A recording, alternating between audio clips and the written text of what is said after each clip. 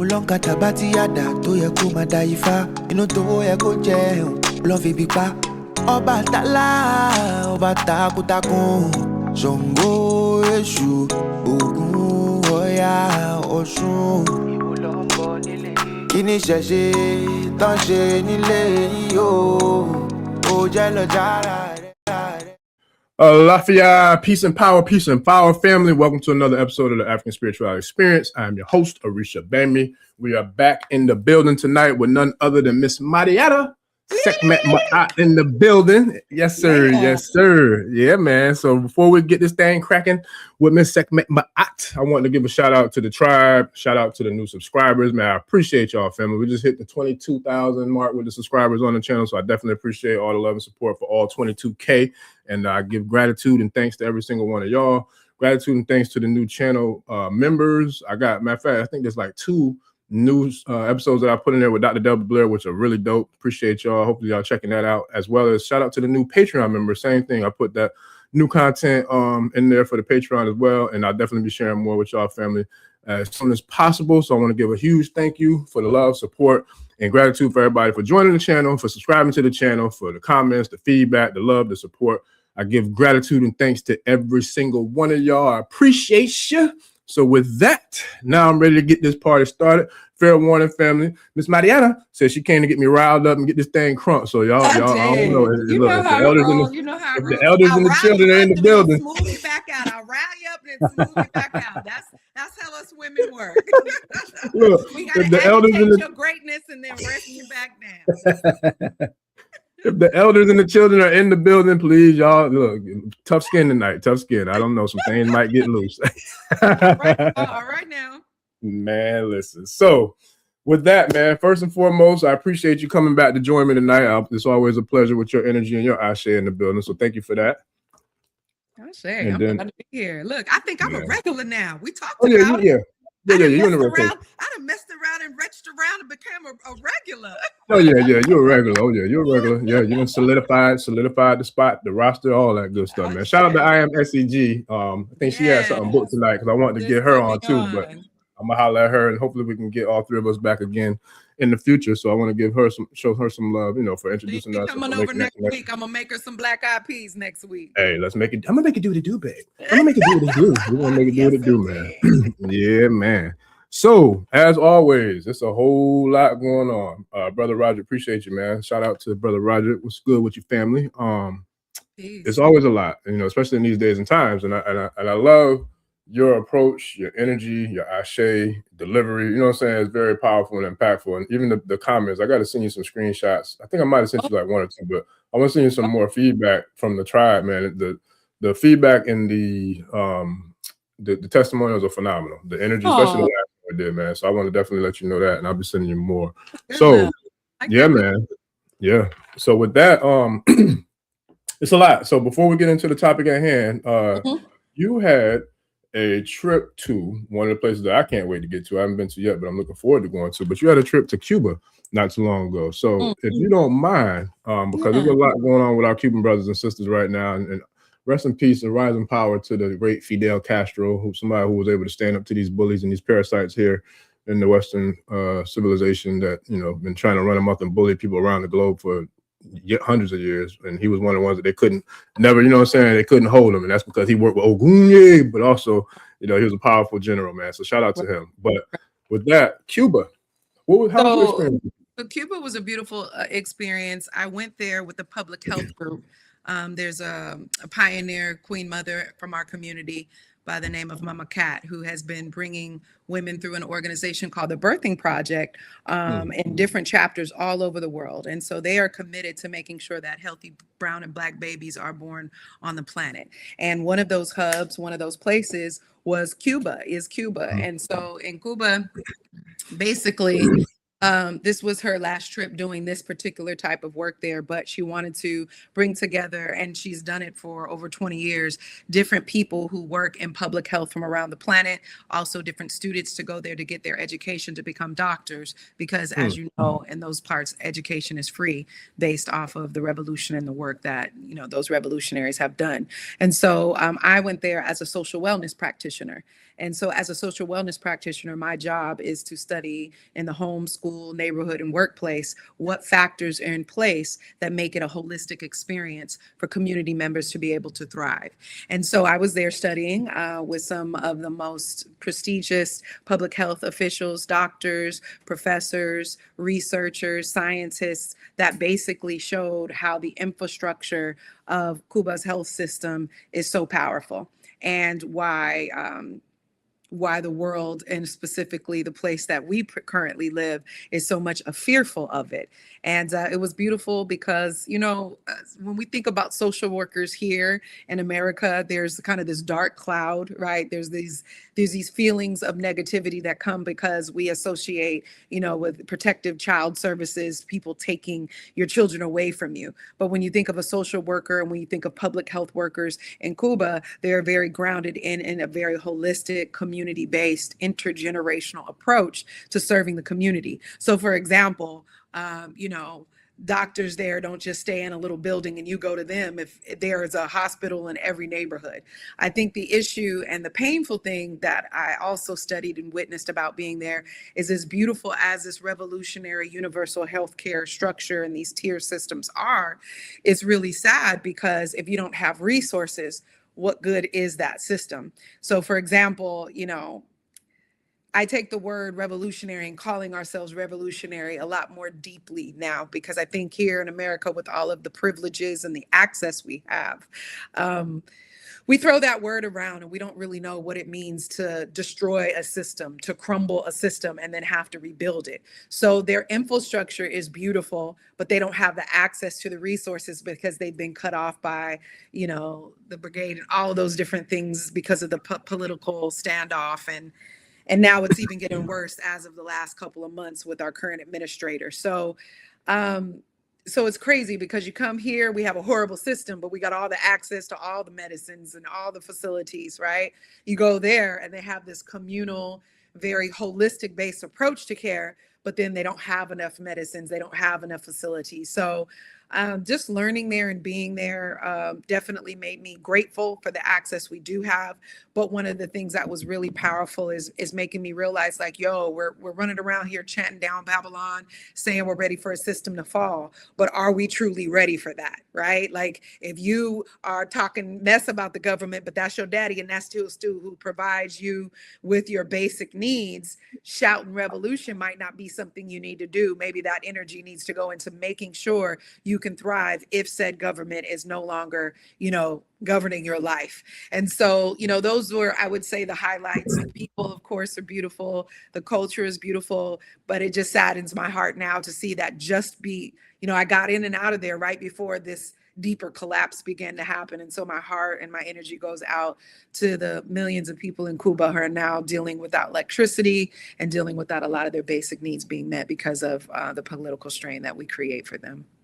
Yeah, and you know, it's crazy because I did a solo show probably like 3 weeks ago, and in the process of doing my research for that show, I saw this was in the beginning, like when that jackass like when after he had kidnapped the president of Venezuela, and you know, he had started halting the gas and the fuel, you know, all that. So I reported on that then, and it's crazy because a lot of people didn't know nothing about it, and a lot of people still don't know what's going on over there. Yeah. But you know, Yeah. it's disgusting to see, you know, just how much of a parasitical, backwards ass, upside down, inside out, parasite motherfucker that this jackass is. Excuse my French, family. I told y'all that elders and you got children. that Shango energy going. It's all good. All good. That dragoon energy. I say it's busting loose. It's busting loose tonight. It's Friday too. It's already, yeah, Yes, it's okay. It's busting loose, man. It's busting loose. So. Yeah, man. So you know, I rather put it in anyway. But yeah, so it's crazy, man. But I say all that to say, Cuba is definitely somewhere that has a very powerful historical, cultural precedence as well as a spiritual presence. And so I can imagine everything that you experienced and what you explained in your last explanation. But one of the questions I have, how did you feel about the state of the island and the state of their cultural, I guess, presence and identification? And, you know, is there a sense of cultural pride still? Absolutely. Do they, you know, are they, and then what about the spiritual, you know, their spiritual Cuba presence? is a very culturally and spiritually rooted place. And I think that So a lot of people don't know my bloodline. I'm half Cape Verdean and I'm half Moroccan, right? Hmm. So in both of those spaces, you can find us as light as day, right? Light Yeah. bright to blueberry chocolate black, right? Yeah. And Yeah. so a lot of the times when I go to other places, they like you whatever we are. They just want to claim you, right?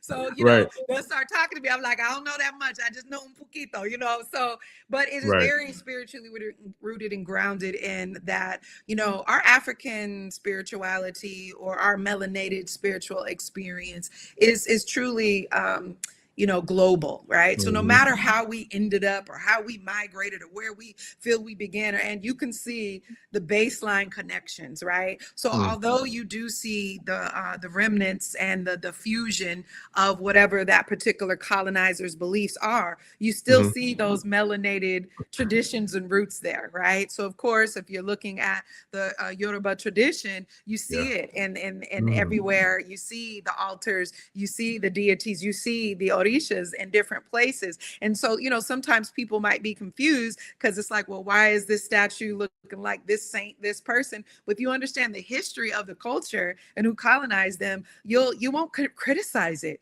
You'll celebrate it, and you'll say, even though I know they had to cloak it this way, right? Yep. Even though I know they had to decode it and encode it this way, you see the beauty and the magic that's still oozing from the base of our melanated experience. So, you know, I had a beautiful reading with not just one Baba, but two. So, you know, Baba Lao's blessed on me and gave me some good juju to come back and, you know, be revived with and restored and renewed with.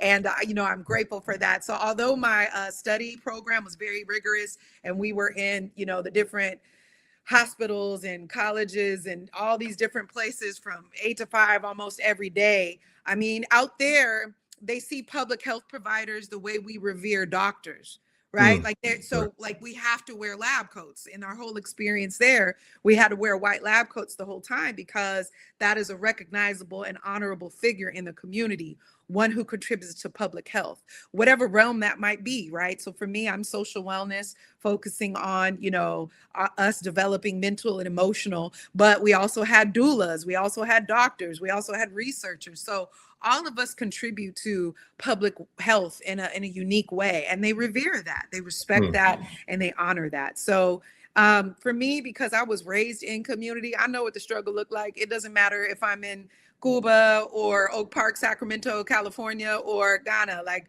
I understand the hood and I'm not afraid of it, right? Like, I understand how some people call it ghetto, some people call it hood, but it's just Kumba, it's creativity. And we're creative in how we survive no matter what iteration of this timeline of being impacted by oppression happens. And so there's definitely a spiritual, you know, it's crazy to go to the cathedrals and, you know, see the Black Madonna there. You know what I'm saying? It's like, we know what that is, right? Oh, yeah. You know, she survives, you know, and so you might see the most lightest Cubans that don't, you know, consider themselves Afro-Cubanos, but they still praying to that Black Madonna up in that cathedral. You know what I'm saying? So I am no longer in the day where I need to see or prefer spirituality come through one lens, because if you're truly a spiritual being, you're able to put on all the lenses and be able to see all the different hues that make up the truth in our spiritual realm. So yeah, I love the culture, I love the people, I love the food, I love the water. The ocean kissed me and loved me, the sun kissed me and loved me, and that's what I try to do when I go places. Like, yes, you can find the poverty. Yes, you can find the effect of colonialisms, but simultaneously, no matter what, just as there's wickedness on this planet, there's beauty, there's goodness, you know, just as there is, you know, Shaitan, just as there is like Ispat, there's, you know, there's beauty and wonderful things happening all the time. And so I make sure to take that lens to, you know, soak in the good and return and reciprocate the good, but also problem solve in the areas that I can contribute at that time. I make sure to give back to whatever community I'm traveling to in one way or the other, put my money where my mouth is, you know, put my heart chakra up and get to work in whatever way I can contribute. So it was a beautiful experience. But it was rough too. Like as much as I could find beauty in it in relationships, like that shit was hard. I'm used to a certain standard of living. And a lot of people want to talk about they going up and move to Africa, up and move here and there. You can't even make it camping for a week. You know what I'm saying? So we realize how spoiled we are when we we are living in different conditions that we're not accustomed to. And we have to be honest with ourselves when we talk about overthrowing the system and fighting a revolution. If you can't go a couple of days without Amazon, you feel me? Yeah, no, that's real, man. Like that's so real. And matter of fact, shout out to my loctician, Zimmy Locks, man. So I gotta share some of her info because she has a dope setup, man, where she does her sessions in nature. She has like this dope sanctuary that I had my first session there. Actually, she said I was our first client in the new sanctuary where she does it, but she does Reiki healing. And I think she calls it like a crown rejuvenation or revitalization of the crown. So what she does is when she's doing your locks, she'll also do like a sound bowl, you know what I'm saying, healing around your crown, around your, around your ori, your mind's eye, your pineal, and all that. And then she'll do like the chimes. It's a dope experience, man. So I'm gonna see if I can get the info for her event. She got an event coming up Wednesday. I want to share that on tonight's show, just to give her a shout out for that. But speaking of which, though, being out in nature and being connected, I was grounding. I had my shoes off, walking. You know what I'm saying? I had these ashy dogs out there connected to the earth. Not the ashy dogs. Yeah, man. I don't put no lotion on unless it's a special occasion. Shea butter on that and act like you was raised right. Nope. Look, I wake up and go, man. I might lube up the beard. That's about it. I ain't. Yeah, I look. Nothing ashy and dry on black folks is nice. We ain't doing that. Hey, Biggie said I went from nasty to classy. Look, I'm gonna leave the nasty, but I'm gonna go to classy though. Oh, no, you got to get the shea butter. I'm gonna mail you some shea butter. We're gonna get you. God. I got some, but I don't use it. But listen, but that's real what you said though, because when I was in Nigeria 2 years ago, man, I had that experience too. And it was crazy because mine was like, it literally was the two ends of the polarities because I was actually living in a mansion. Like shout out to Baba Shitu. And I had the opportunity to, it was the most amazing experience ever considering who he is and who he's connected to and the experience that I had. We got to go and visit the Oni and Ile Ife. Literally walked in there and met the Oni on my first trip to Africa. It was amazing, but that's based upon the reputation and the resume that Chief Shitu has. He's a general. Actually, he was the general for the Oni of Ile Ife, but he has a mansion, a beautiful, gorgeous home. I think it's like 2 or 3 story home, but when we got there, it wasn't complete, but that's the space that he had for us. So it was like literally an oxymoron because we was living in a mansion, marble floors. It was amazing, but it wasn't complete. So we didn't have electricity. We didn't have running water. So it was like we was in the bush. So we was in this palace, but we still had to live as if we were in the bush. So we had to have the windows open with the fans on. We had to, use lights. And so over in Nigeria, the lights and the power goes off like almost regularly. It's crazy. A country or a nation of that size doesn't have a consistent or, a streamlined electrical grid system to where the electricity stays on, 24/7 like ours. But long story short, whenever that doggone power would go, the generator would run out and then it would be off for a little while. You talk about in the bush, it was hot as hell. Mosquitoes about the size of butterflies. Like, man, it was nuts. You know what I'm saying? So I was humbled real quick. Like to live, you know what I'm saying? Yeah, to enjoy living off grid, which was crazy because I was on grid in a mansion, but because of the house not being completed and their infrastructure for electricity, it still was living like the bush. Like we had to wash up with buckets of water. We had to, you know what I'm saying? We had to make it do what it do. What we had. We had to do the best what we had. So the thing, not to cut your wisdom, but the thing about that is people want to shout revolution, but don't want to be inconvenienced. Listen, people want to shout revolution, but don't want to be inconvenienced. And so that's why a lot of the time when I'm teaching on survivalism, when I'm teaching on, homesteading, when I'm like doing the things that I'm doing, teaching on safety, awareness, and crisis prevention, one of the best ways to streamline our spiritual nature and our survival nature is to get in nature, right? Yes. And really being able to cooperate with her to where it's not an inconvenience to work with her, right? That it's a way of life as opposed to a compromise or a sacrifice. Rather, it's an offering. It's an offering to be able to exist with Mother Earth. But we are accustomed to AC and having our temperatures regulated to ice boxes. We are, accustomed to having our food nuked because we don't know how to cook on a flame if need be. We are accustomed to baby wipes and all of these different things, right? That are luxury for many people on this planet. So when we scream in revolution and we're screaming chat down Babylon, we really need to be aware that part of a revolution means that there are going to have to be offerings. And what we need to do is get our mindset prepared. Do you want to see it as a sacrifice, or do you want to see it as an offering? Right? When we think of a sacrifice, we think of a loss. We think of a severance. We think something is being taken from us that's not at our will. When we think of an offering, we're preparing that plate for the ancestors with good juju and good energy on our hearts, right? Good intentions in our minds, being mindful and grateful. So I think when we're going into revolution, one of the best things that we can do right now is change our outlook and disposition on understanding that there might be some inconveniences. But with those changes, meaning you're not dependent on a government or somebody to harm you, and you're completely sovereign, that means you're going to have to make a decision. Are you going to go about approaching this like a sacrifice, like a loss,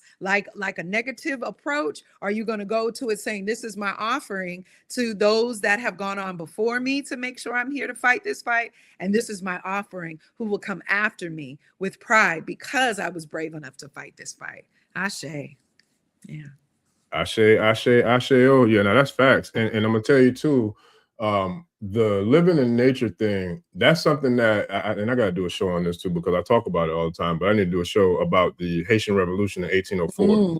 Ceremony of the Bocas, with the Bocas, how you say it? Bocas Samo. I'm going to stutter if I try to say it too. Don't have me. Well, yeah, I always get it. I'm working over it, always getting it mixed. I think it's like the Bocas Command ceremony, something to that effect. But they actually strategized, game plan, and came up with the entire revolution in the swamps. They went to the swamps. I mean, in the swamps. Like, and they were able. Some people be mad if they get caught in the rain for an hour. Listen. And if you live in the South, especially like in Florida, boy, our rain different. We got different rain, boy. I'm talking about it can start and within 1 minute. If you out there, you'll be drenched. I'm talking about it's like somebody pouring water from the sky. It's no comfort, right? It's no comfort there. So just imagine, I've had to learn to not take it personal, right? Because, I love what Erica says. She's sensitive about her shit, right? Like whatever our gift, our craft is, we're so connected to it and we love it so much. And so sometimes I have to giggle to myself because I've been teaching safety awareness for years, right? And some of my loved ones in my immediate circle still don't have a basic safety bag. Right. And so these are the same people, right? The people that I love, people in my community that want the revolution, but don't have anything prepared. If even you got a little, not even just a glimpse of it, it would be, you'd fall apart. And so that's what I think people have to understand when we're thinking about our brothers and sisters in Cuba, right? The spirit of the warrior, right? The spirit of the Maroons, the spirit of the people who are willing to fight no matter the condition, no matter the inconvenience, no matter what, they were willing to give their offering of being willing to fight for that revolution.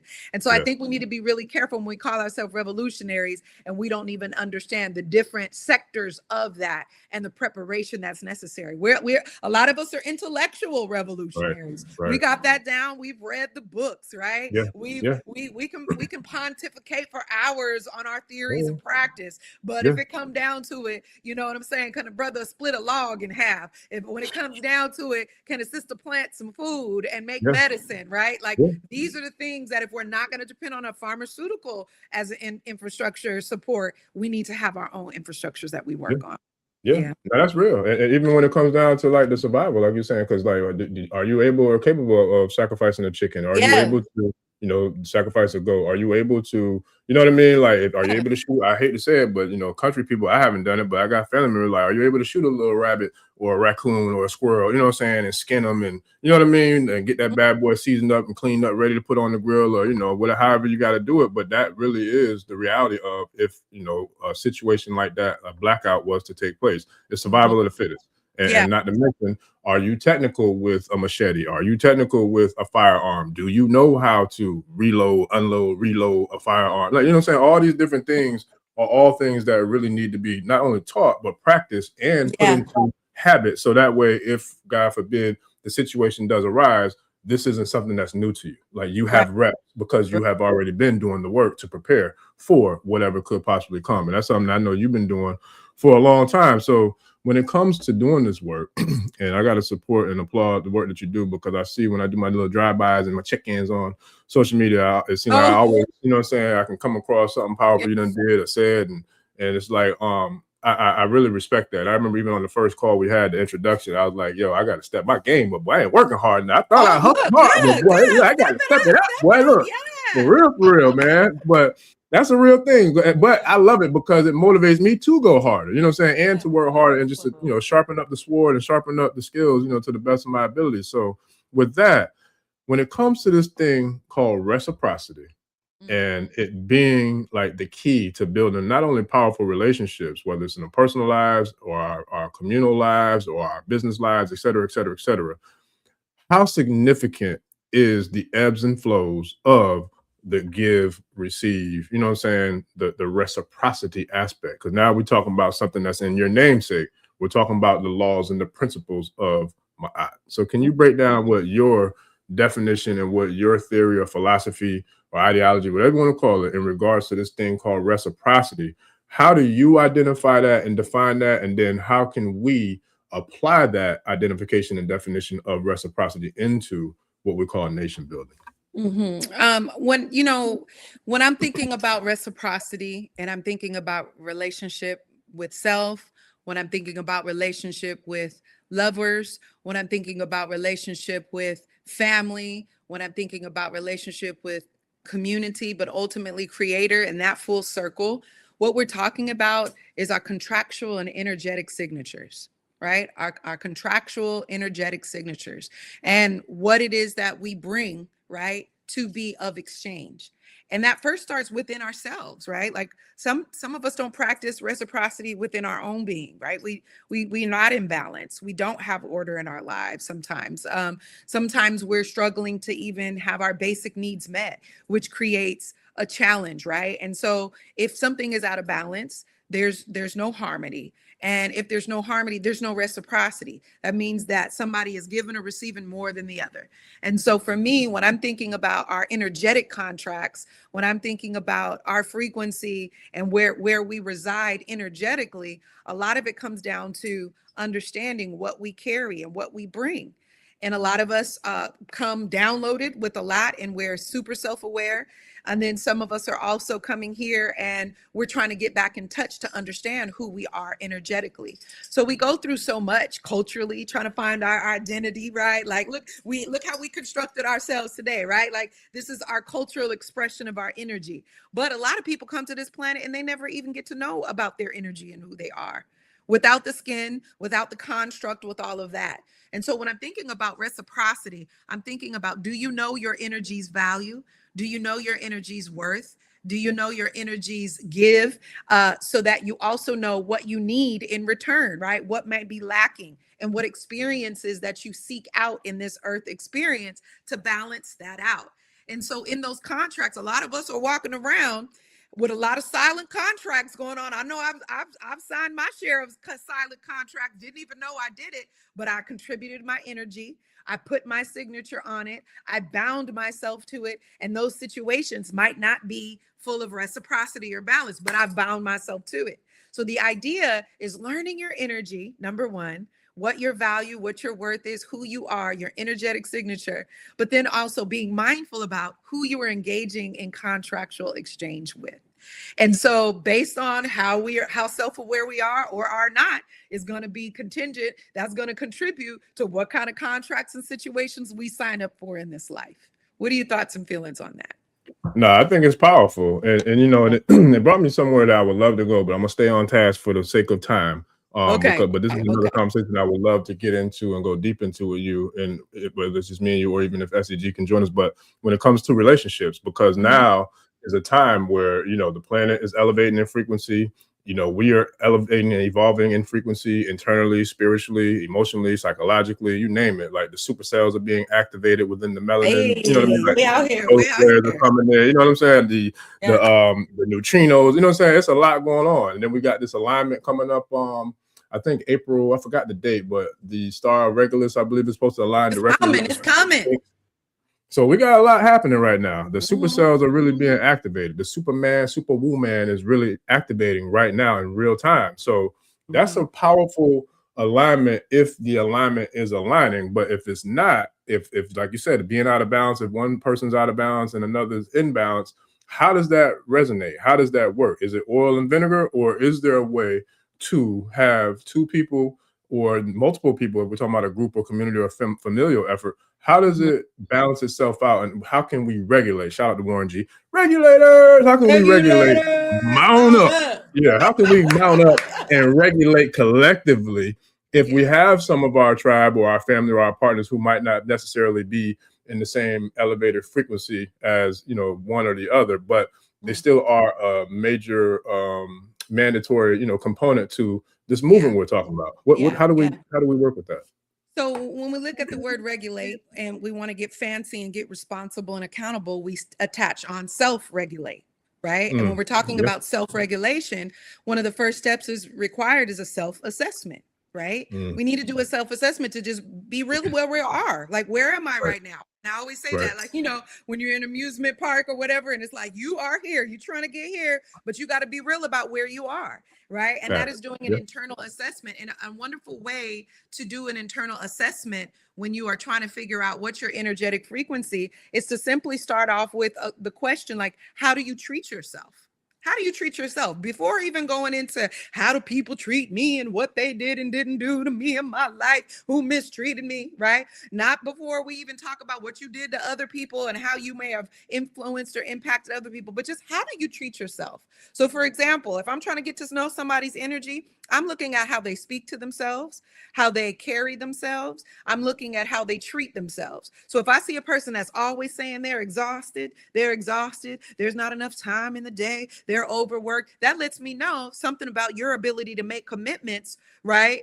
It might not be as balanced as it needs to be. Something about your ability to do time management and make sure that you are in order with your time. Do I really want a commitment from somebody who barely got enough time for themselves, right? So when we're looking at how do we treat ourselves, right? How do we treat our body? How do we eat? And this isn't even about the gangbanging wars of whether you should be a vegan or not, or a vegetarian or whatever. Shoot, they got breatharians out there, and all kind of, it's not what your preference is, but how is it serving you and how does it work for you, right? So if you see that somebody treats themselves and fills themselves with garbage, I don't know. What do you think their energetic frequency is going to be in business, right? If you find that in business, they're always having some sort of drama or there's difficulty or whatever, and it's always everybody else.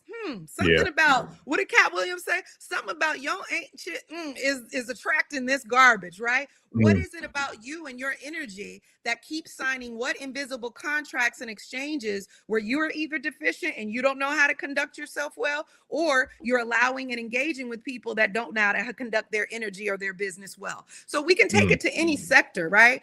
In personal relationships, right? Really being honest by not how much love and attraction might be there, but looking at the compatibility and the responsibility to how we treat ourselves before we're even in relationship. And I've had to learn the hard way. Like, if I have to compromise any of my basic needs, mentally, emotionally, or physically, to be in a relationship, I'm not a healthy person. So that's a non-negotiable now, right? So we have to really start off with, how do we treat ourselves? How do we care for our own energy? What kind of energy do we engage with? What kind of energy are we entertained by? Looking at and assessing that and being honest and saying, you know, I'm kind of slipping right here. Like, I don't treat myself very well here. I don't take very good care of myself here, so that we can be more accountable when we're making exchanges with people. So when something falls apart, it might not just be them, it might be you too. Right? So before we're getting into any kind of reciprocity outside of ourselves and in relationship, in business,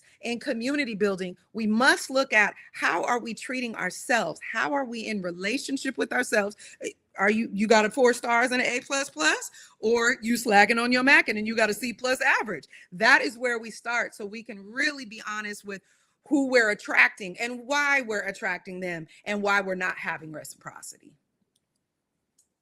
I love that. Slacking on your Mackin', boy. You can't be slacking on that Mackin', boy. You can't be doing that now. Look, listen.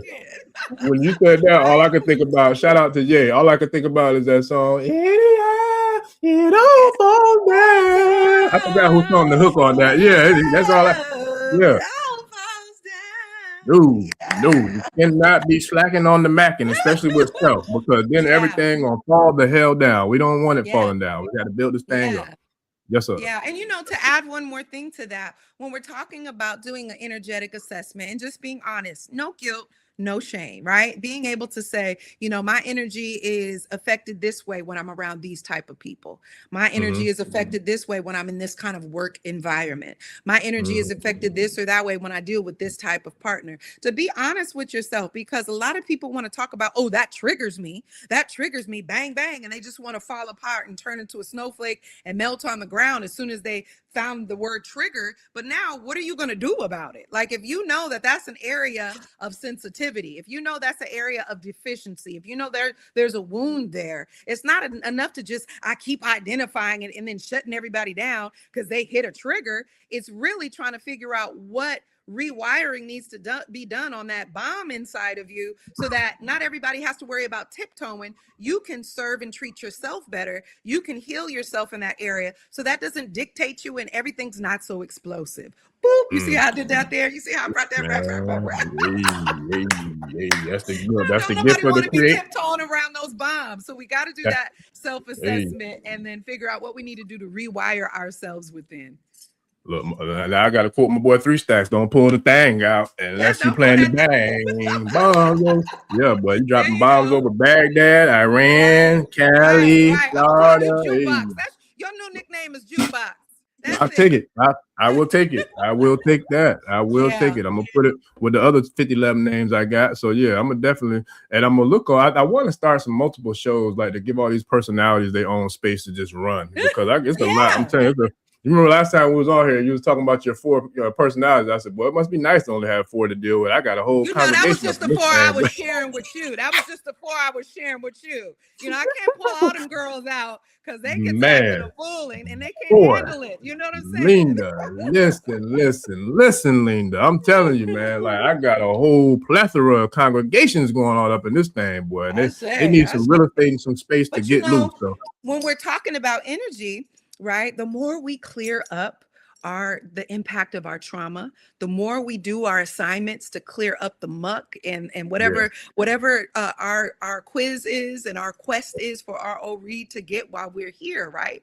A big part of that is we don't calculate the fact that we're able to move better. We're able to bounce back better. Our triggers and things don't, once you actually start doing that healing, a lot of that energy that went into falling apart, exploding, having conflict, just being dramatic, you have this superpower energy that you're able to activate. And when you can activate that type of energy, you are able to get in tune with all of the orishas. You are able to get in tune with all of the netters. You are able to pick up on more healthier, holistic frequencies. So when we're being bombarded by the entertainment and the low frequency music, when we're being bombarded by this blue light in here, right? When we're being bombarded on all these things that keep our frequencies in a constant static, of course we're not going to be able to flip the channel to hear the word of the Most High, to hear certain ancestors, to hear certain energy. So that's the beautiful thing about when you start to do your healing and your growth. It's not all performative, so we can just look so fancy and erotic and sexy and just so spiritually mystical. No, it really is about cleaning up the airwaves, cleaning up the energetic airwaves, so that we can receive those downloads and really have all the information that we need, all the inspiration that we need to get our assignments done and to do whatever we're due to contribute to the planet and humanity. No, that's real, man. And shout out to the tribe, man. They're going ham in the comments. I'm gonna get them up as soon as I can. Oh yeah, but I love it because it's always a show within the show, in the comments, and it's beautiful because it's all divine alignment, and we got some powerful people who are part of the tribe, and it's like you don't have to be on stage to contribute. You know what I mean? Your power, your ashe, your energy, your inner vision, understand the outer understand all that, it ties Yeah. in, you know, to We're it's the grateful. all of the We're all. You know not what I mean? doing this for nothing. We're here Right. to put the battery in your back. We're here to recharge you. As much negative programming is out there all the time. I look forward to turning when I do turn on the tube. I have all my favorite, I can curate what my energy frequency is receiving, and I got a Yeah. bomb algorithm, right? So I think Yeah. that that's something that we need to remember, is that it's not about having networks that's owned by other people and then we can't have the freedom. We're here to provide healthy programming so you have something to look forward to throughout the week when you do want to, be edutained, if you will. So I'm always grateful for the people in your community who, speak up, who get active. It's a joy to be a part of the family now. Yeah. Oh yeah. Listen, and a major part too, man. So I give gratitude and thanks again because it's so funny how spirit and the ancestors and the creator works, because I remember when I first started the show, it literally was like just me and a few guests that I had in rotation. But the way the ancestors set it up, it was all divine alignment. And I remember on multiple shows, probably back in like 25, later parts of 24 and going into 25, I would send shout outs asking the tribe, like, hey, if you know any feminine energy or any females, saying that will fit with the, the flow of the program and the show, please send them my way, because we got to get some balance up in this thing, so I'm all for my brothers, I'm all for the testosterone, you know what I'm saying, and all that. But at the same time, I know the significance of the divine feminine, especially when it comes to the balance aspect, you know what I mean? And so now we got somebody, I want to get to this question. I'm gonna pull it down real quick, because this is just literally just this right here. I think this is a new guest or a new listener, but just the strength of, shout out to Cynthia Davis, said, I locked in just by the name Sekhmet. And I didn't even know your name was Sekhmet Maat until you introduced me and the brother. I'm not gonna share it yet. I'm gonna wait until I got it locked in when you're gonna be on. But I didn't know that was your comedic name, or your spiritual name. And so yeah, I'm like, I love Miss Mariana. Like, I like, I don't know why I said that like that, but I think because my energy is matching the energy of the name in which I was introduced to. And I always, I just weird like that. But it's funny because when you introduced me to Sekhmet Maat, I'm like, I got to use that, because that's something that I knew personally, I knew that would attract more people who are in alignment with this type of vibe, or this type of tribe, or this type of channel. Information of the channel, I knew it would attract that. And sure enough, shout out to Miss Cynthia Douglas, because she said I locked in just by the name Sekhmet. So yeah, that's a real powerful thing, give thanks. Speaking of energy, right? Our namesakes are, they're an equivalent frequency finder, right? So a lot of the times when people joke around when folks go through their spiritual awakening and maybe they change their name, there's kind of a mockery of that in the community. Oh yeah, you got this African name now, or you got this. But what that is it's a person who is evolving in their life experience, and they're trying to have a name frequency that matches where they are at the time. So for my name, my birth name, Mariana, is how I used to say it. And one day my mom was like, you're saying your name wrong. That's not actually, your name is Mariana, right? And it was so crazy, because something as small as that frequency change in the pronunciation, spiritually, etymology, all that stuff matters. How you say things, the vowels, the sounds, the resonations. So when we're thinking about that, I was like, that sounds more like my name, right? So my mother was like telling me years later into my life, like, well, the intention of your name was to be pronounced in this way. And so now it's so funny, because people laugh and they're like, why you bougie all of a sudden? Why you rolling an R in your name, right? And then when I took on my, name, when I went to Ghana, and I had my Ghanaian name, right? Then I have my, Kemetic name, which that comes from, my Baba Imhotep, who is now an ancestor now. So these names, it's not about us being, we're not cosplaying African spirituality. We're finding the spiritual resonations that represent the energy for where we are at the time. Who knows? I might have 50 million names to go with these 50 million frequencies that I am allowed to tap into when I do my work, right? And so, yeah, I do know that that's like a long going theme where people laugh when somebody becomes spiritual, they change their name. But isn't that fitting? If you're going through a form of a rebirth, it should be natural that you want a name to represent which is not maybe attached to one that is rooted in colonization, of course. I can sing a little song. Nah, I'm flipping in between screens because you know I got a lot going on. Look, I'm proud of this part. I'm still here, so you know I call myself seasoned and matured. I ain't gonna Okay. claim old. I ain't gonna claim, you know what I'm saying, We getting could do older. seasoned. Black folks I'm like stuff seasoned. well seasoned. I'm We mature. like Yeah, some we like well seasoning. seasoned You know what food. I'm saying? I feel like that's where the I white like a hair little comes burnt a from. little bit too. I like a little Hey, burnt a little bit. yeah, yeah. And because I was so tired, I burnt my goddamn pizza earlier this afternoon when I got home from running. I still ate it too because I was hungry and tired. Boy, I ate that burnt pizza, boy. Listen, but that's what happened. That's a true story. But you know, it is what it is. But that is so real when you talk about the names, because like each one of my spiritual elevation ceremonies, I received a new name, and like the name Yeah. Jagun Shango, that's a real thing, and it's like, you know it, Jagun, like Shango is fiery. That's a very Yep. fiery deity. Very like Mhm. no bullshit, don't play, like none of that. And it's just so Yeah. amazing how the alignment for me personally, I see it now from birth. My favorite baby picture I had on red and white, literally. You know what I'm saying? I Oh, had on a wow. white That's sweater wonderful. with a big old fro with a snotty nose and some red pants. You was And like, then that's my gangster picture right there. man, listen. And so it's just like, but it's so profound and so amazing to me how everything was there from the beginning. You know what I mean? I didn't know it because we know we got to grow through the process. We got to walk through the Yeah. journey and travel down, you know, the road. But in hindsight, just looking back, I'm like, yo, especially when I shout out to Baba Tolu too, man, the Balogun Shango USA, for giving me the opportunity to receive that, you know, ceremony and that name. But it's like, that's a real energy and a real essence that really has been with me from far as I can remember. That fire, that passion, that Mhm. like want to knock some shit over, blow some shit up, fuck some shit up. Like, you know what I'm saying? Like that's been there Yeah. all my life. And Mhm. it's been out of control for a good portion of the majority up until the last 10, 15, 20 years or so, when spirit kind of started guiding me. And then once I learned and tapped into my past spiritually and my journey, that's when Mhm. I feel like the blessings of Obatala coming in and claiming me as his child, but at the same time, Shango came right behind him. But well, yeah, I still want some too. So it was Yeah. amazing how they Yeah. both combined. And then when you think about the red and the white is symbolization of Obatala, and the red is the symbolization of Shango. But the white cools down the fire of Shango. I'm like, yo, this is Yeah. deep. You know what I mean? So it's Yeah. like it's It's a amazing blend. to see how, yes, how it all aligns, and then even to excuse me, the color of the brand and the channel. Like this was all organic. It Mhm. wasn't anything that I sought out to do. It just spirit led the way, and that's how it happened. And then lo and That's behold, it's good. even connected to the mothers, the Aj, the Iyami. Their colors are red, white, and black. So it's a powerful divine alignment that, you know, I just give gratitude and thanks for, and you know, That's definitely good. give gratitude for, you know, having the alignment to. I said all that to come back around and say that how I give thanks for how the feminine energy kind of just came in and knocked everything, kicked in the door, waving the In the 4-4. All doorway. this here, mama, Waving the don't hit me no fofo. more.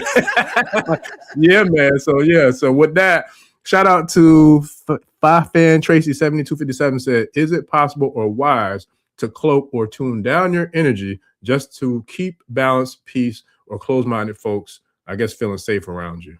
What's your take on that? Oh, this is a good question. I think it's an appropriate question, especially with the times that we're in right now, right? Like, for example, in the beginning of our spiritual journey, maybe our visual appearance wasn't as expressive, right? And we felt we needed to do that in order to fit in, right? So that we can keep this job or keep this whatever. But then eventually we evolve and we realize, like, that's a level of inauthenticity.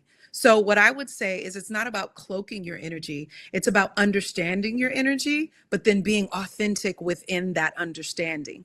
So for me, you know, in the beginning of my career, or when I was a young girl, just being programmed, right? It's like, oh, I have to have flat hair to be professional. Now I'm, you know, consulting with some of the biggest foundations in the world, sometimes with tattoos hanging out, hair wraps or whatever, because it is really about truly embracing the authenticity of my energy. People respect that more than you trying to cloak it or mask it or diminish it or minimizing it, because that will always get you lost, at least in my experience. I can't tell everybody what everybody's experience is, but if there's any reason why I'm having to compromise my authenticity, the pureness of my energy and frequency, somehow I'm going to be uncomfortable or somebody else is going to be uncomfortable. Somehow I'm not going to attract the right energy, or I'm going to be deceiving with my energy to other people. So I don't think it's about cloaking things.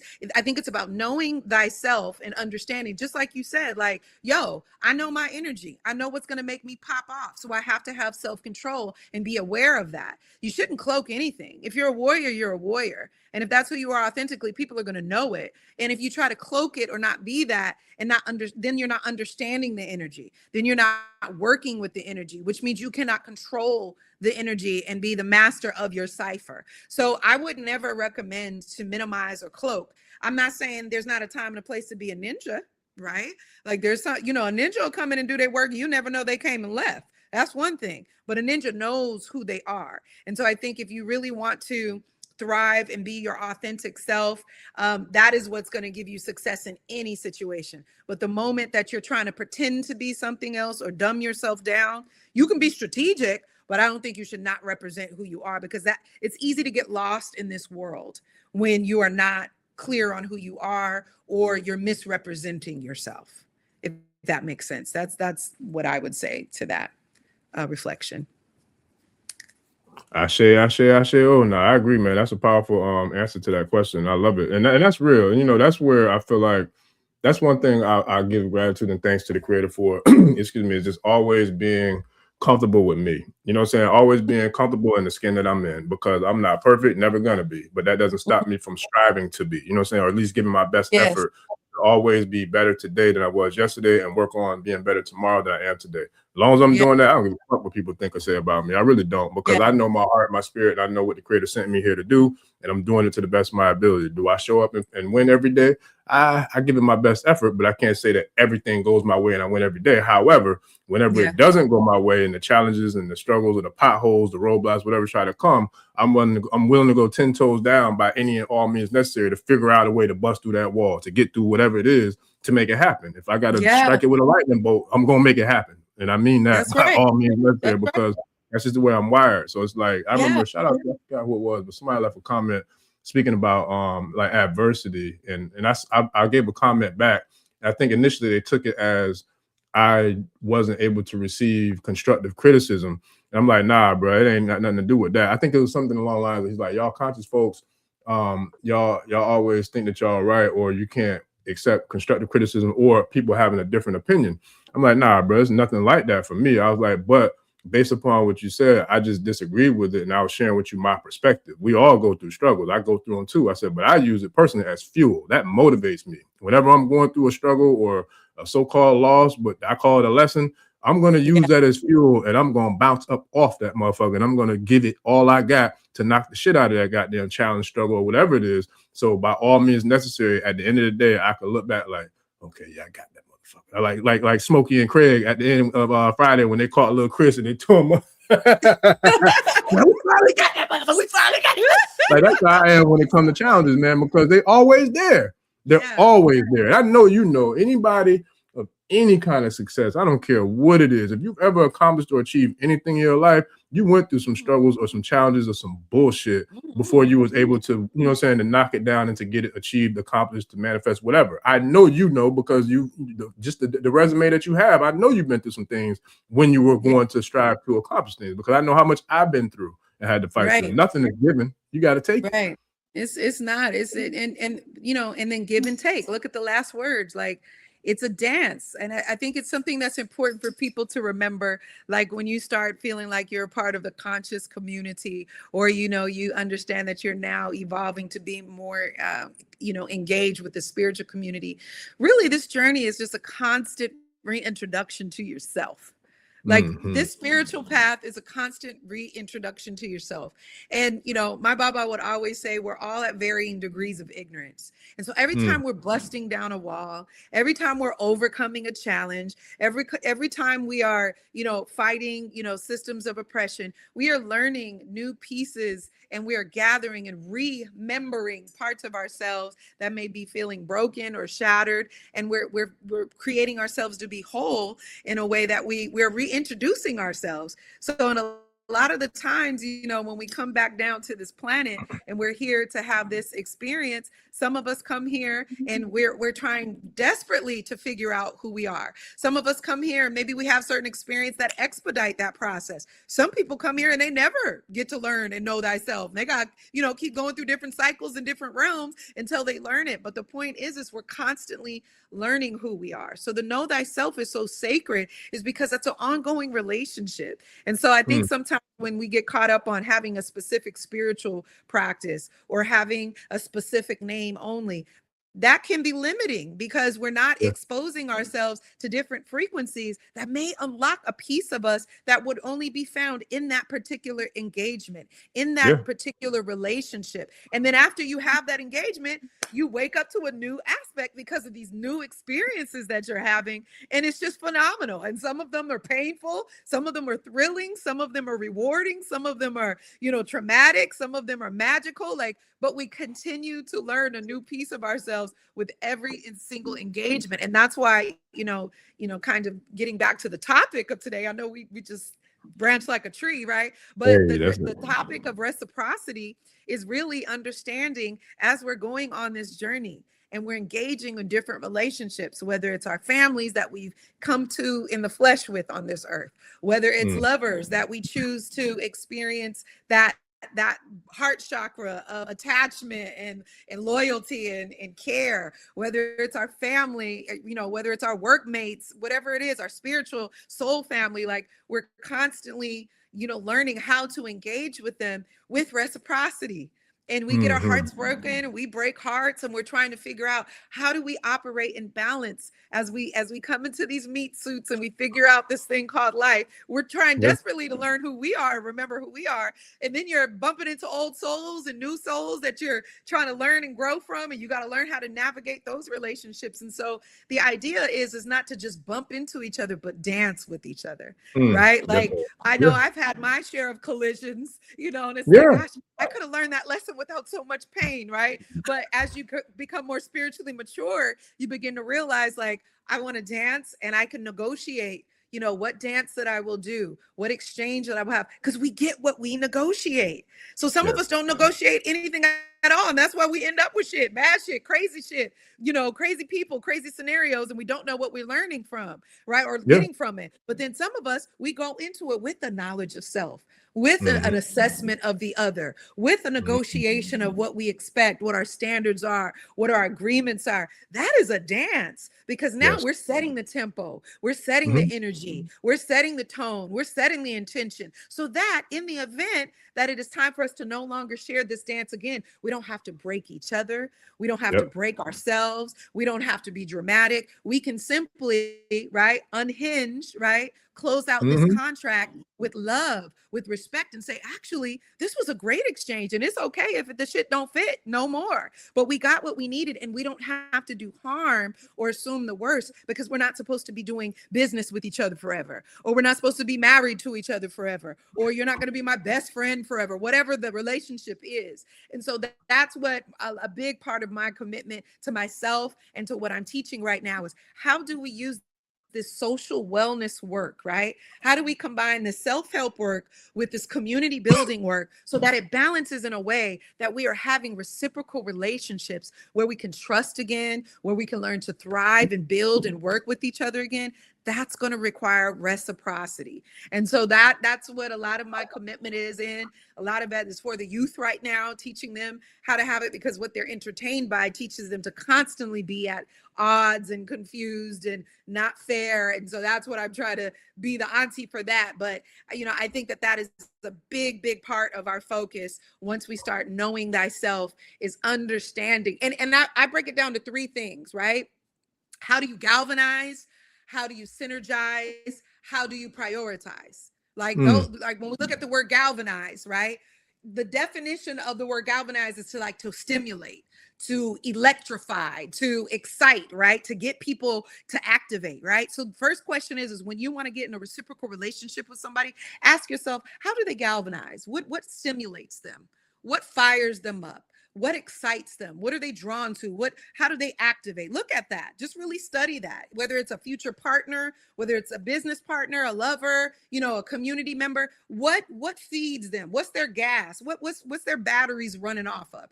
Understand how a person, what their power base is. If it's drugs, then you know what it's going to come from. If their power base is sex, then you know what's going to come from that. If their power base is money, you know what's going to come from that. And you can look at the probabilities of some of their actions if that's their power base. If the person's power base is God and creativity and community building, you probably know some of the things that are going to come with that kind of power base. So we really want to look at number one, how do people galvanize their energy? The second thing would be how do you synergize? Right? And you can ask yourself this, and then you can ask other people this before you connect with them, right? When we're talking about synergizing, we're talking about how do they work together, right? How do they harmonize? How do they interact, right? And that means I watch people, how they not just treat me, because everybody can queen me, oh, empress, this and that. But then I see how you talk to children.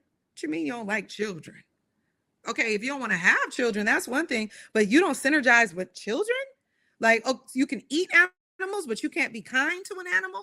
I look at how do people deal with the earth? How do you litter on the ground? Oh no, I could never, right? Like there's certain standards that I'm looking at. How do you interact with people, with nature, with animals, with yourself? I'm looking at those things. How do you synergize, right? And then lastly, what do you prioritize?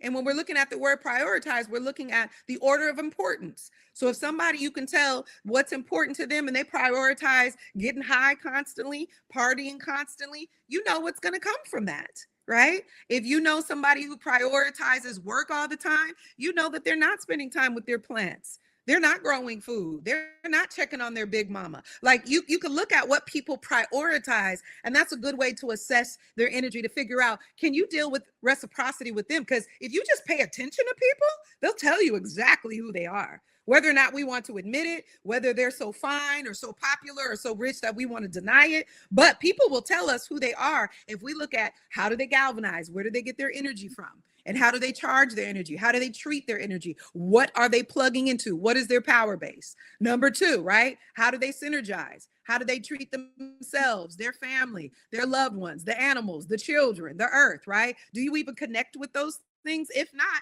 that'll tell you about how they're going to deal with you, right? And then lastly, what do you prioritize? When you look at them and if you observe that person in business, what's important for them? Is it just looking popular and looking productive, but they ain't really doing shit, but using templates for everything?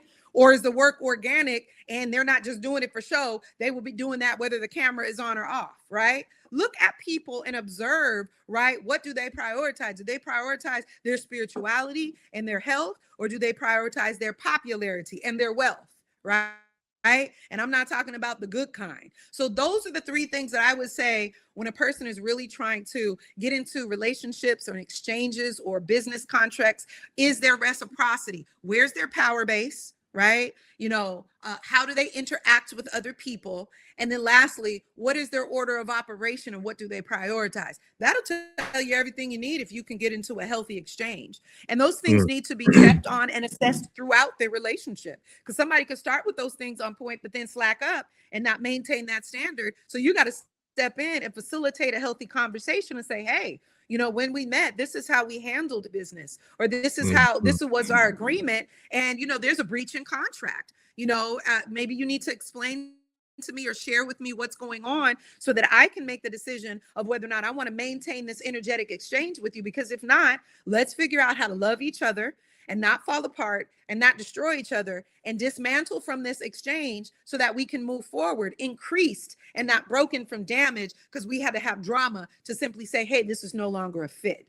Right. And that's when we do this type of work, when we do this type of social wellness work, this kind of work is going to help us to do nation building, because we need to figure out how to work with each other in work and in play, right? In build and in heal. We have to figure out how to do that in a way where we're not doing harm intentionally or unintentionally.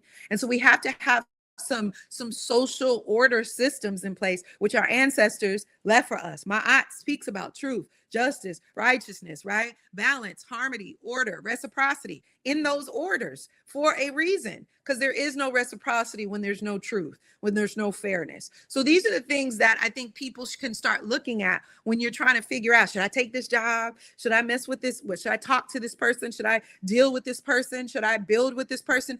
Really, really put themselves, how do they galvanize? How do they synergize? And what do they prioritize? And that can help you along your decision-making process. Yeah. I know I got excited there for a minute. I was Hey, into you it. know, listen, that's why look, I had to Thank you pull for myself allowing me down that space. off the screen, off the stage to give you the runway to burn that damn thing down, man. Look. That's what Sekhmet do, It be boy. She like that coming regularly. sometimes. I just got to let go and let Hey, them take it. that's what you got to do, man. You got to let go and let the spirit take the wheel. You know what I'm saying? And they say Jesus take the wheel. You know, so we're gonna say we're gonna let my eye take the wheel. It's so good to be in spaces where you're allowed to be on the flow and not be misunderstood.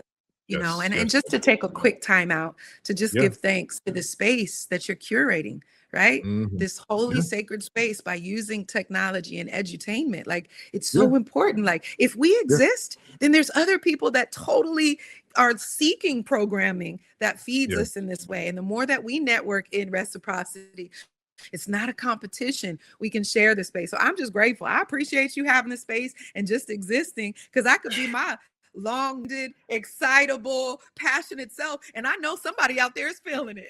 A lot of somebody. Look, that's why I'm trying to y'all try to give me some grace, because I can't keep up with all the comments, but I appreciate them. Keep them coming. I'm just doing my best to keep up with them. But oh my goodness, they're in the house. Listen, They're in the house. Oh, They're in the man. house. Always and forever. So listen. Just one line. No, you good. I look, because my mind be peeing all over the place. So that's I had that's because you're man. Look, and so MC Hammer came in earlier, but I didn't want to interrupt your wisdom, so I had to jot down the note. But it was something when you were saying about being legit. You was talking about the energy of yourself. So shout out to Hammer, because he had a song Too Legit, they're quick. So when that came out, but all I could hear was too quick. Look, all I could hear in my mind was still legit. Even if this shit don't fit, still legit. Even when shit don't, because you said something about something not fitting, but it was still legit. I don't know. It was when you were talking about like the balance of self and, you know, the internal self-regulation, all that good stuff. Not putting the mask on, like that part. Look, if we're gonna speak through the magical lens, then yes, a cloak can be a tool. But if we're doing this in a sense that it's diminishing our power, right, and we're masking in a way that hurts us, then that could be detrimental to our spiritual growth and development. So I'll just say that. So I think it was a sister that asked about that. I won't say not to use your cloak as a magical power tool, but never let it render you invisible when you need to be seen, heard, and honored. I hope that answers that for that sister. Yeah. I'm pretty sure that it did. So I want to bring something to the floor real quick, and then I want to get your closing statement or words of wisdom that you want to leave with the tribe just for now, because I'm gonna definitely get with you to see when we can run this thing right on back, you know, as soon as possible, as soon as our schedules align, you know, because that's what we do. So, but this one was something I really wanted to address. If you don't mind, I'm gonna give my little 2 cents, and then I'm gonna throw you an alley-oop, and then, you know, have you close it out for us, and then I'm gonna give a shout out to Zimmy Locks and her event coming up and her new space that she's working on. So shout out to Lady Nightwalker 266, says, and appreciate your love and support, Lady Walker, because she's definitely been a tribe member riding for a minute now. So I want to give gratitude to you for your support and always contributing, you know, to the tribe as well. So her question was, what is the spirit of everything being a competition? So I want to address that one, because that's something that I've dealt with all my life. Somebody who grew up as an athlete playing ball, like I remember playing high school ball, like my coaches would be hating and be on some bullshit because they wanted my girl. You know what I'm saying? It's like, first of all, you're a grown man. You know what I'm saying? That's some pedophile shit. You know what I mean? But that's just the way of, you know what I'm saying, the laws of, like I said, that's the way of the, you know what I'm saying, the climate of things, right? So, and being an athlete, I'm a competitor, so I'm a killer. Like I got the mentality of a Michael Jordan or Kobe Bryant. Like I'm out there. I don't care who I'm playing against. You got to show me you the best person. You got to show me you can win, because I'm going to try to eat your heart out and then spit it back out on you in the process of winning the game. That's just the way I'm wired. So it's like I don't know anything less than that. It's all gas, no brakes. I came to win, and I'm gonna give it everything I got to do it by any and all means necessary. And that's just my mentality. Like there ain't no other way. I don't know no other way. Don't want to know no other way. Wow. So I feel all that to say, I have never been the type of person to look down on, to try to minimize, to try to diminish anything that anybody else does or has accomplished or has achieved ever. If anything, that inspires me.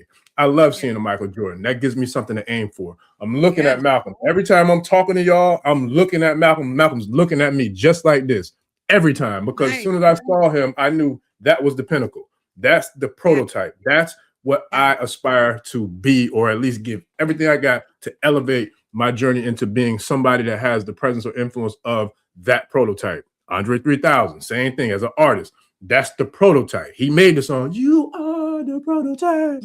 I hope that, but anywho, Sing it.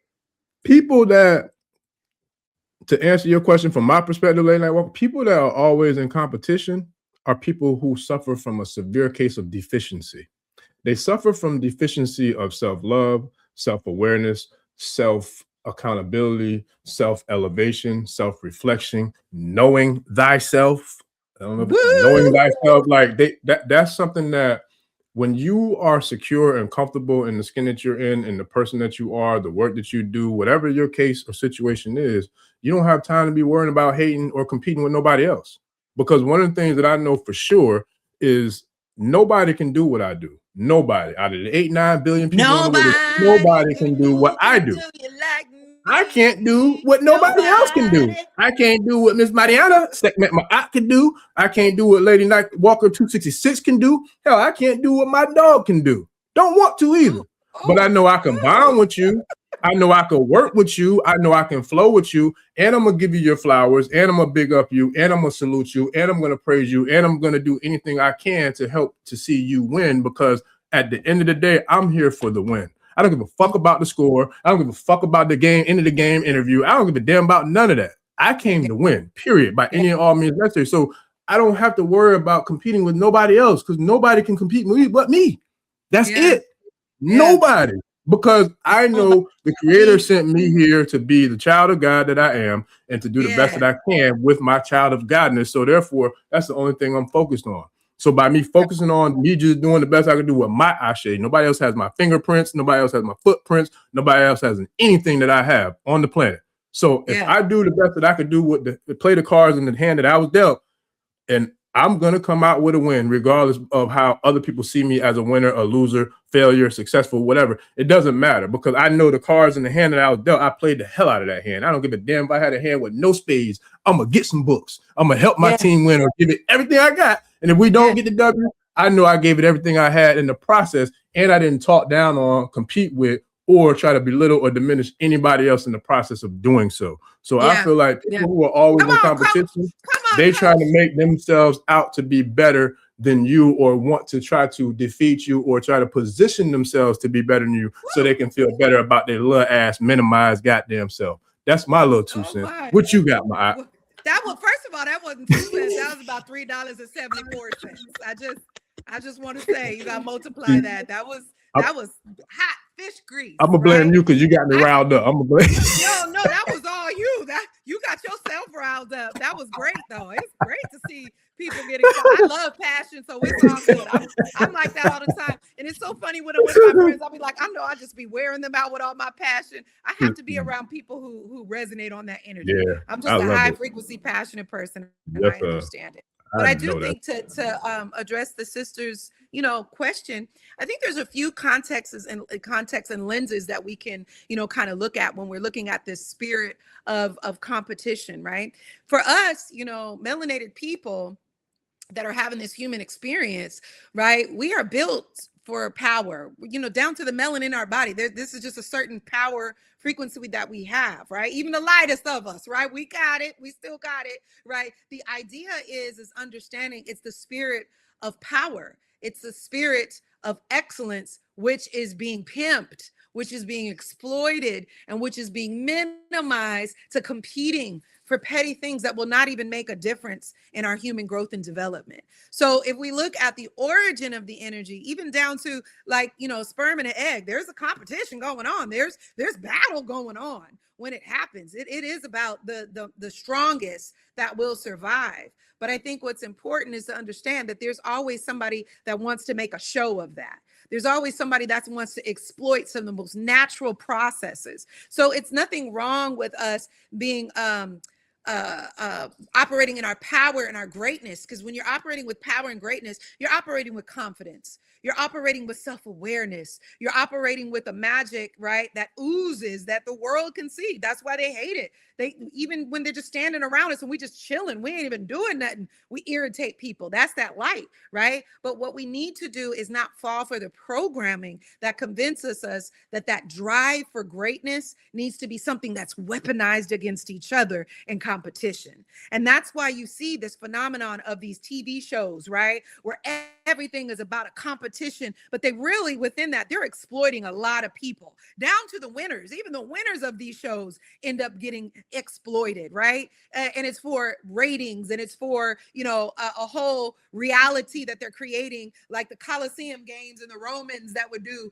you know, slaughtering people, and all these people that would lose their lives for entertainment, right? So we have to remember to not allow the programming to take our spirit of power and our spirit of greatness, right? Our spirit of excellence, and have it morphed and twisted and exploited into a competitive nature that makes us divisive and that makes us disempowered, because we're not uniting together to recognize Oz behind the smoking mirrors, you know? Yeah. Ashe. No, I love it, man. I absolutely love it. And shout out to the tribe, man. Everybody in there, just they dropping so many different powerful, Oh dope my comments. goodness, what they saying? What they talking about? They turn it up, man. Look, they adding fuel to the fire. Look, they throwing Oh, yes, the lighter fluid. indeed. Look, we already got the coals burning all orange and red, and you know what I'm saying, looking like volcanic lava, but they still pouring the lighter fluid. They like they ain't got enough. Boy, that thing on there, boy, for real. So yeah, no, I love it, man. But yeah, so I definitely appreciate it. So I gotta close this one out because I gotta jump on another one. Tribe, I didn't post the link until recently that we got a round 2 coming. We're doing a double header tonight. So Wunam will be joining us. Mother Nikki Love, yeah, we back to back in this thing because we got a big Feeding the Earth ceremony going on tomorrow at 3 p.m. So we're gonna me and her are gonna discuss the process of giving the offering to the earth, feeding the earth, what to feed the earth, how to say the prayers to the earth and the earth deities, the earth gods, the indigenous gods, et cetera, et cetera.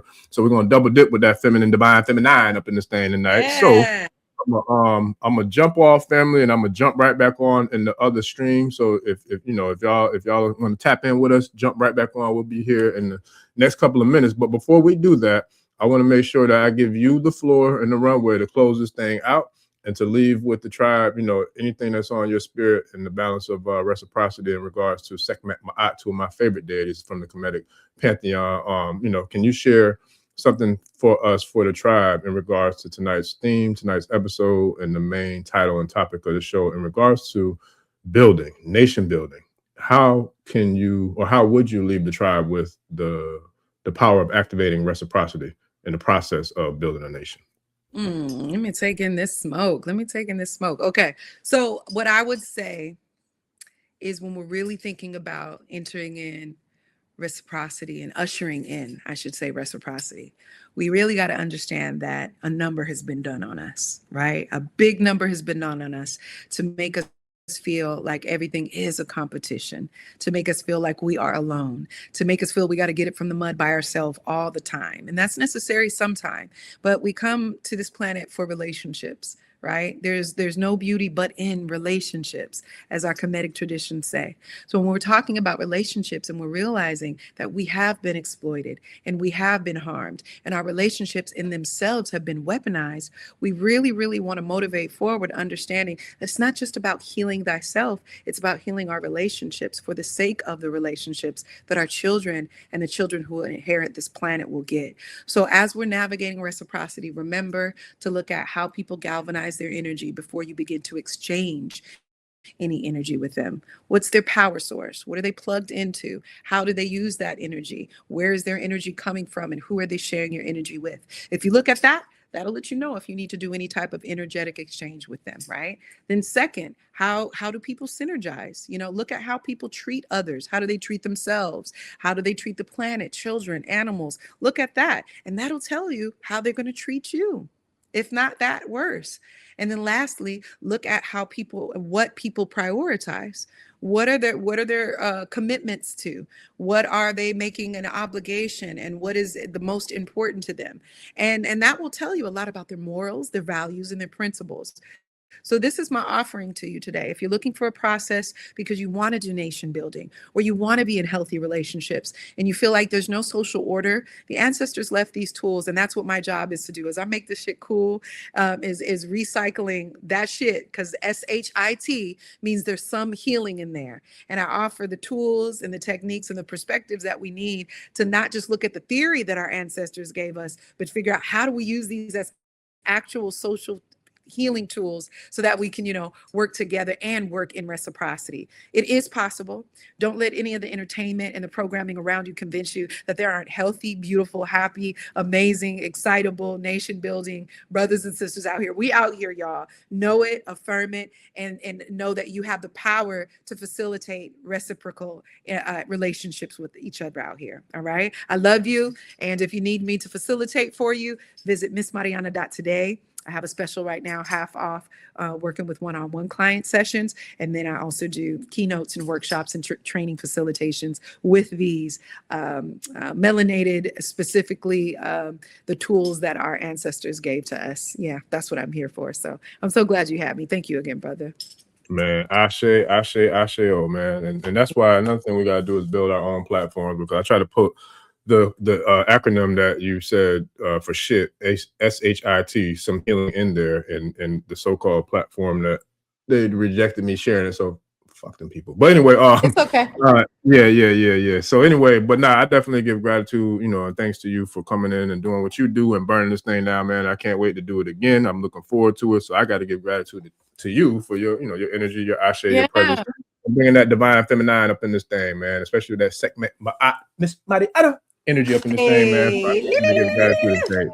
Yes, sir, always. And Tribe, I appreciate y'all. So I'm gonna hop off with Miss Sekhmet Maat, and I'm gonna jump right back on with Wunam on the next link. So if y'all could stick around for me, and then we'll switch up real quick, and I'll be right back to go over the process for the healing, the feeding of the earth tomorrow with Wunam, Nikki Love, and then and then we'll be back again tomorrow night, family, with Brother B-Dell coming through. We're gonna bring another war report. So we got a lot going on. We're gonna get this thing cracking. We're gonna make it do what it do, babe. We're gonna make it do what it do. I say. I'll be tuned in tonight for the next episode. Man, I'm gonna tune in tomorrow to watch you with B-Dell. This is one of my favorite channels to watch. Man, I appreciate you. And listen, we're gonna make some more history up in this thing too. So I definitely look forward to it. I'll be in touch. I know I got to get with you to get you some things. So yeah, I'll definitely touch base with you ASAP, expeditiously. And I appreciate you again. So thank you. I appreciate you. Peace, Tribe, I appreciate y'all. Thank y'all for coming and showing up, showing out. And this has been another episode of the African Spirituality Experience. I'm your host, Arisha Bami. We are out, family. Peace. Peace. Tẹ́ntẹ́ni takisa ní tàtàn ò bá padà sílé anítìjàkọ ẹja lọ pé eégún mo ṣe nígbẹ́rẹ́ ìpàkọ́. Forsake not your ancestors and praise your